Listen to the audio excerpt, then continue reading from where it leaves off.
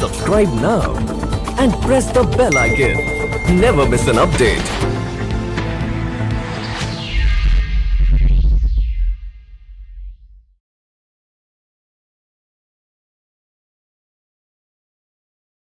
We are delighted to have a very special guest who may not be a stranger to all of you, but we're pleased to have Director General Sanjay Beriwal, who is the Director General of the Tihar prison, who has just informed me that he has an unenviable position or job. Position may be great, unenviable job. And I explained to him that I also work in California prisons. Some of you may know of San Quentin Prison, and that I have a program there, as well as Pelican Bay, which is also a very not well regarded but well known or infamous prison. Thank you for joining our session. I know you are extremely busy, and we thank you for giving your time. We have a distinguished panel of people who are going to talk to you about the work that they do. I want to introduce Seep Varma, who is the Chief Executive Officer of Staying Out. Seep is an expert in the criminal justice system, having worked in the prison system in New York and reentry from prison to the community, and now community aftercare and community specializing in the criminal justice population. And so he's going to kick this off, and then we are going to hear from our great folks from Katea. And then we're going to understand in New Zealand prisons as well after that. But Seep, if you take it away for us, please. Thank you. I'm thrilled, honored, Director General, as I believe, to have you here. I know that the prison jail facility that you work at precedes you, a very difficult place to operate.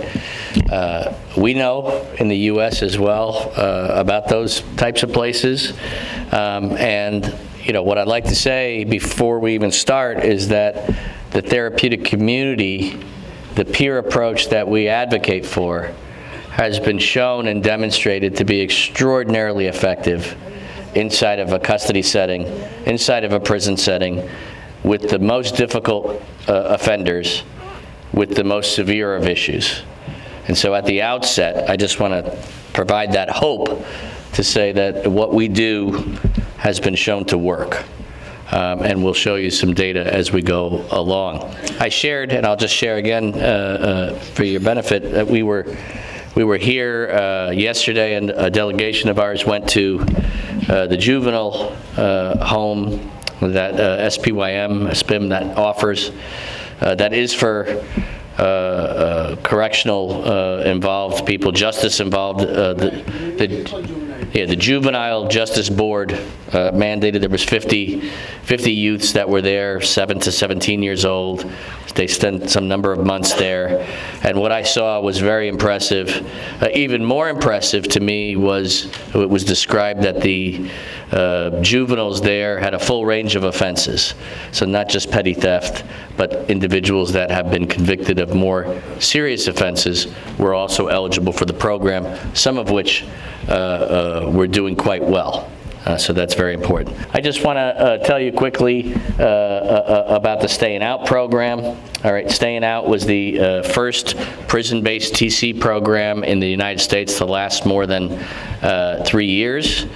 And operated eventually for nearly 40, and has been replicated all over the world. All right, if you haven't seen this already, the National Institute of Drug Abuse, NIDA, in the United States has put together a publication on therapeutic communities. What is a TC? There's a section about that on criminal justice. I would encourage you, if you haven't read that, it's a pamphlet, it's very short, and it gives you a very brief description as to what a therapeutic community is. This is basic stuff about therapeutic communities, but for those that don't know, that TC program started in the 1940s and 50s and has spread from the UK to the United States, into Europe, and into Latin America and Asia. All right, so I mentioned to you guys earlier today about the quote, the Red Book, which is the George DeLeon text.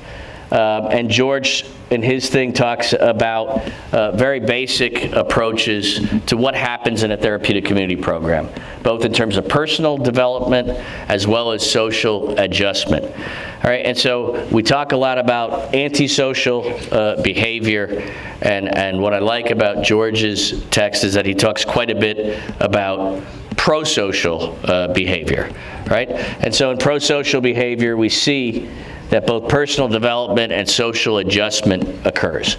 People become more mature, there's pro-social values, you have a good attitude about work, you get along with other people, and you learn compassion and humanity, which is one of the things that we talked about in the morning session as an essential element. The humanization of the community is as a critical part. This is especially important in a justice setting, in a criminal justice setting, where people are not sometimes lack compassion toward each other. And what the TC does as you go through the process of maturing in a TC is it provides you that context in terms of maturing and generating values about work, the community, compassion for others, and so forth. All right, and again, these are all from George's text, but things that you can develop in terms of self-esteem, membership into the community, that you participate positively in the program, and that your behavior sets a good example. We're working hard to get this up. I know it's... All right, so if you haven't seen it, again, there's a publication that's available. It's available for free. It's available online, again, by the U.S. National Institute of Drug Abuse. They have something which is called a Principles of Drug Abuse Treatment for Criminal Justice Populations, and it talks about some very critical points. So what I want to do is just provide you again with some additional resources that you can look up online afterward, and you can just see that these are well-researched and spoken materials about criminal justice populations and therapeutic community treatment.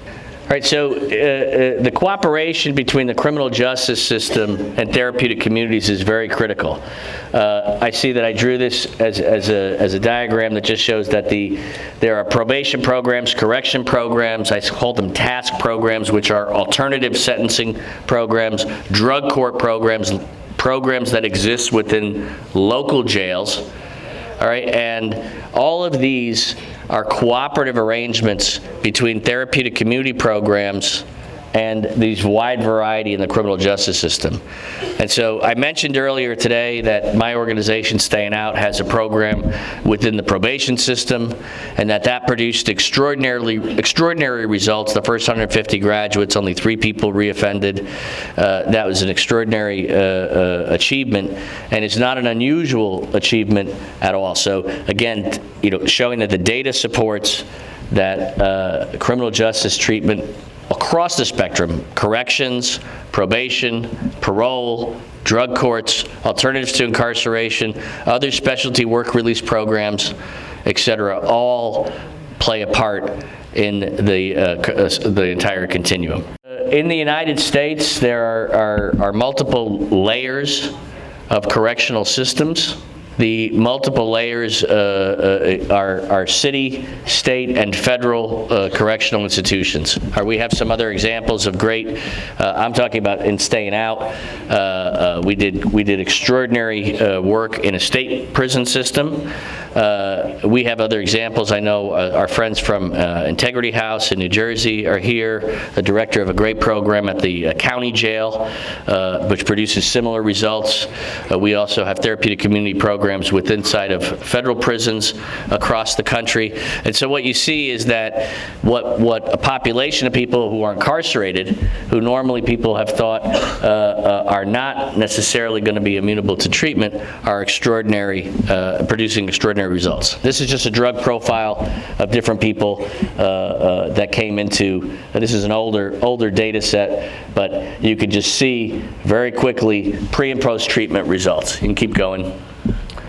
All right, keep going, just go all the way across. So you see the different charts, and what you see is dramatically across each one of the metrics that are being offered. And I know it's a little hard to read, but you can see the red is high and the yellow is low, right? So those are pre and post treatment results, actual data that shows that our services work.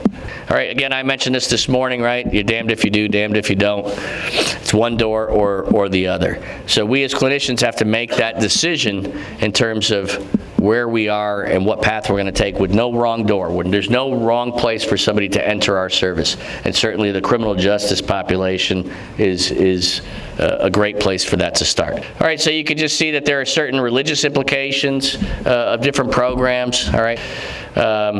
Quickly, I'll just mention that, Staying Out, which is the organization that I'm representing, had both programs inside of prison settings. I mentioned before the continuum of care, so there were services outside when people left, and then there was outpatient treatment programs afterward. All right, this is a very key point, that programs that occur inside of a correctional system can't exist in a vacuum. It can't be just that they go to that correctional facility and then leave and then never ever receive services again. So you have to have a full continuum of care, places for people to go once they leave. All right, and again, these I reviewed from this morning, but you could see that we operated both in men's and women's medium security correctional facilities. It was the first prison program in the United States to last more than 3 years. All right, and again, this is an important point. We called it very simple. I like to talk simple. All right, we call it a top-down approach.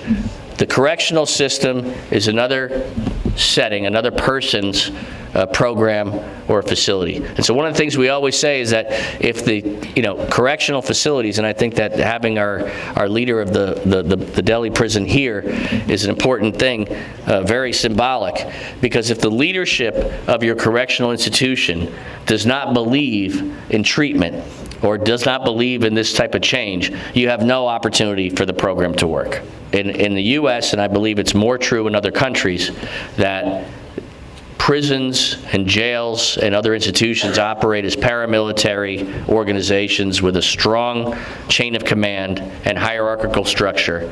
And if the leadership of the institution does not believe in what we're doing, it will never work. In Staying Out, when we operate Staying Out, and other examples that I know of, we always had a separate wing. So if you have a large facility, thousands of beds, the approach that we've taken in the United States is to say, well, one distinct or discrete area of that facility could become a treatment area, whether that's 20 beds, 40 beds, 60 beds, 100 beds, whatever that discrete section, which can be encompassed with all of the participants in that section participating in a treatment program as a separate and distinct part of the facility. All right, sometimes if you have lots of people, you can generate what we used to do at Staying Out is there was different phases, so people used to live in they were 60-person pods, and so we had 180 people in the program, so we had 3 buildings, and they would move through, but all of those pods, all of those dormitories were all dedicated to the to the treatment program. So this was within a larger 2,000-person facility, but there was 200 of those dorm beds were for treatment. The staffing pattern often includes people who have personal experience with recovery. This is a challenge. In New York State, in the late 70s when Staying Out first opened, to bring somebody back in who was a recovering individual was something that was frowned upon, and something which took a lot of advocacy to show that it was an important part of the staffing pattern. We advocate, and you heard me earlier today, that regardless of what setting that you're working in, you should have recovering individuals, people who have a lived personal experience as part of your counseling and staffing arrangement. It doesn't have to be exclusive, but it should be part of a staffing complement along with doctors and social workers and nurses and people of other disciplines. And so that multidisciplinary approach is important. All right, so the therapeutic community inside of the prison has very, very distinct set of characteristics. All right, they have, again, we're talking about the process of developing positive values and positive socialization by working with other individuals who serve as role models, not indifferent from what we said this morning. All right, so the TC inside of the correctional setting is offering, we call in the U.S. inmates, I'm not sure what they're called other parts of the world, but the individual person who's incarcerated, you're offering them a different concept in terms of how they can function in their life inside of a prison or a custody setting. And again, you have to have the continuity so that when people leave that prison setting, they have an opportunity to go somewhere else, transitioning to a form of community supervision. All right, so there was landmark studies that were done on staying out. All right, and this showed the percentage of people that were rearrested after participating in a variety of different treatment, including none. If Rod is here, he might, like to see this slide. This is the Donovan prison inside of the state of California, and showed some 1 year, what they call return to custody, which is the recidivism rate after 1 year, right? So you have a broad spectrum. When you look at the data, what you're seeing is if you do nothing at all, you have a 50-50 chance of success, right? And then it goes through the different categories. People who went to the prison TC, people who completed the prison TC but had no aftercare, people who went to the prison TC, went to aftercare but then dropped out, and then the final one, right? So the final one is people who went to the prison TC and then also participated fully in aftercare and completed. And what you're seeing there is that 92% of those individuals were successful after 1 year. Extraordinary data. When you talk about a criminal justice population and people that you're saying have a 50-50 is a roll of the dice, right? 50-50, you might make it, you might not. But what you're seeing is that people participate in this treatment program, that all of a sudden it's 92% of people. That's extraordinary data. All right, again, then you have the 5-year study. Of course, after 5 years, people have more challenges than what they had after 1 year, but you still see an extraordinary difference of 83% down to 42% return to custody within 5 years. Or said another way, that you have a 58% success rate after 5 years. 5 years is an extraordinary period of time, and especially when you're comparing with recidivism of 80 and 90%. That's what we see in the United States with no treatment, that type of rate. In staying out, we have regular training between correctional staff on TC theory, concept, and practice. In order to work in the units where the treatment program exists, we ask for the correctional officers and the staff there to participate in training and then to work on those units as a regular part of their duty. We ask the correctional staff to participate in decision-making, and we ask that the correctional staff defer to the clinical counseling staff when it comes to an issue that's not related to the safety and security of the facility. So that the counseling and the counselors and the approach of the facility is very, very much paramount to how the program runs. Of course, if there are issues of security or other things that the correctional staff have to take over, that's a different story, but by and large, we're trying to say that all of those individuals should be trained in therapeutic community. Right, and so how does that occur? This is a duplicate slide from earlier today. The prison program impacts attitude and behavior, and hopefully when they leave and are discharged, it's lifestyle that's impacted. All right, how are some of the examples that we ask in our program? We used to ask the correctional officers to use TC language to address the community by saying good morning or good afternoon, to sit in, if it was possible, in the morning meeting or the other groups that were taking place on the unit, so that it's an integration. The correctional staff, the security staff of the facility, the uniform staff of the facility participate hand in hand, hand in glove with the clinical staff. And if you have that occurring, you will then be able to effectuate positive change. All right, we're not naive. We used to be told by people that were wardens of prisons that they, one way or the other, maybe it didn't matter to them. But what they would say is, well, you know what? On the treatment units, there was less incidents of violence. On the treatment units, there were less disciplinary tickets and segregation tickets that were written. On the treatment units, the correctional officers called in sick at a lower rate than what they did in other units. And so what used to happen is that the wardens and superintendents of our facilities used to see that there was a positive benefit beyond the person changing. They saw the therapeutic community as an institutional management tool, and that the participants, the inmates, the persons that were incarcerated were managed in a healthier, safer environment as a result of participating in the treatment program. And now that's not important, that's not unimportant, because in every relationship, I believe, every relationship, people want to know what's in it for them. What happens if you're not interested in someone changing? Maybe you might be interested that it's a better managed facility, or that it's a safer unit, or that there's less weapons, or there's less drugs, or there's less stabbing, or there's more positive things that are taking place. All right, so again, I've mentioned this before about the continuum of care. Very, very critical. When people leave the Staying Out program, they would go on to a 12-month aftercare program. All right, and again, the research indicates that the maximum benefit occurs when people leave the prison and enroll directly into a program when they leave. What the Staying Out data showed was that 77% of individuals who participated in the prison program, followed by the community-based residential aftercare, were arrest-free, drug-free, and employed after 5 years.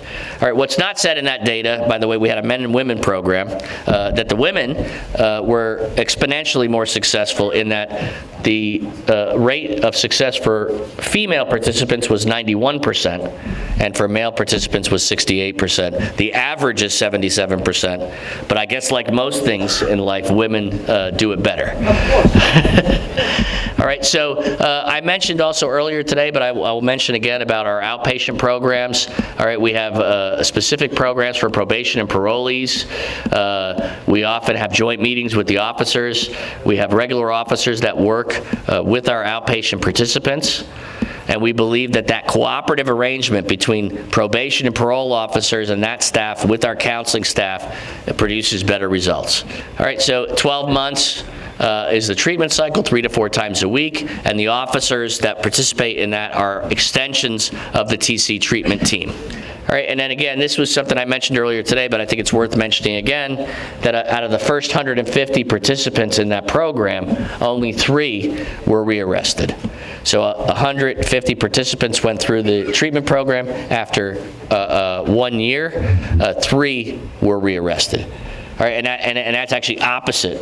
In probation, most of the people ended up getting rearrested or re-involved in the criminal justice system. And now this program is being replicated in other boroughs. All right, so the TC staffing is really important. I mentioned this before, that cross-training. So what we have is that the counselors would be trained on the correctional issues, and that the correctional staff would be trained on treatment issues. We have a mutuality that exists in this cross-training approach. In our prison programs, we would do cross-training 2 times per year, every 6 months. Simple. Every 6 months, 3 days of training, new staff, refresher course, and that's the way we would do it. And whoever worked with the people that were in the program had to get retrained. And then there would be issues. Hey, well, what about this? I want to know about that. Why do you guys do this? We used to have officers ask us, why are the groups so loud? Can you make the groups lower volume? And then the staff would say, can we have group in a different place? And they would problem solve with each other. All right, but very important inside of a correctional setting is that the TC staff operate with more integrity than they might even other places, right? So there are lots of rules about security, bringing in food or weapons or cigarettes or other things that are not allowed in a facility, and what we tell our staff is that there's a zero tolerance policy. So you have to follow the rules of the correctional setting. We always advocate that we have role models and that we have people that have been through the program, that participate in decision making, and go on to become staff members. So this is to say that even within the TC program, within the prison, we are asking inmates or people who are incarcerated to take leadership roles over other participants that are in the program. That is something that's very difficult sometimes to achieve within the prison setting, but we think that it's essential, and that you build a TC structure that includes peer feedback from people who have been in the program longer and people who have been there shorter. All right, so we have annual events. We thought that this was always a very important part of our program, that we would have events that took place outside the facility, that we would have distinguished guests and other people that would see the success of the program. And a story that I have about that is that one of the earlier times that we had one of these graduations, and I call it a graduation, I know people talk completion ceremony, whatever you want to call it, we would have an event where we would invite everybody to come. And one of the correctional staff that was there was so thrilled, and they were so proud to be involved in the program. And that person told us, said, do you know that the only time I've ever seen somebody who was formerly incarcerated is when they come back? That's the only time that I've ever seen somebody who's formerly incarcerated. And this is the first time that they were seeing success. And then what started to happen was interesting. That some of those correctional officers started to take ownership of the success. And they would say, hey, I knew that Sushma was going to make it. I knew that she was good. I used to talk to her. I used to talk to her, and I knew that she was, so you started to see that there was success, and people want to be part of that success. And what we saw is that the negative reinforcement of the correctional system, the only time you saw people who were incarcerated again is when they came back. And you never, ever, ever saw success. So we used to think that this was a really important thing, for there to be achievement and celebration of achievement and recognition that people had gotten better and that what we do works. Recommended reading, I always want to provide people with some additional data, stuff that they can look at. The George book is one. There's an excellent publication by the White House Office of National Drug Control Policy. It's old, but it's good, and it goes through 175 different standards, which went on to become the American Correctional Association standards. You can Google that, and it'll come right up. It's a 20-page document. It tells you literally 175 things that you have to have in your program in order to have a TC program within a prison. It tells you how many hours a week, what types of groups, how the unit should be decorated, where they should eat meals, what types of other activities you should have. And we use it as a checklist. And when we do training for people that are running prison therapeutic communities, we literally hand them that 175 standards and say, this is what you need to do in order to get up to a nationally different references. These can be available. The SPYM staff have the slides, so you can feel free. I know that's very small. Again, the recommended reading, and we could go through. I think I'm wrapping up. All right, this is the TIP 44 that I mentioned. TIP means Treatment Improvement Protocol. These are available, they're developed by the U.S. government. They're available on the website, the SAMHSA website, which is the U.S. Federal Substance Abuse Mental Health Services Administration. These are available for download for free and has been developed by experts in the field. And this one is called Substance Abuse Treatment for Adults in the Criminal Justice System. It is a great document. If you haven't read it, you ought to read it and use it for training of staff that work in this setting. All right, and then again, this is a plug for the March of 23 book that's coming out, a great text that has lots of current data, and I think it's important. A lot of what I talked about here, I was talking about older data, so I want to make sure that we know that the older data is still valid and that there are new texts coming out. March of 23, this book will be out. Efficacy of TCs, the history. All right, I mentioned this earlier. We have a couple photos of TC programs around the world. Some of these are inside of prisons. All right, this one is outside of a prison. All right, again, you could just see that there's a lot of similarities as you go internationally in terms of how people present with these types of programs. All right, thank you. I appreciate your patience.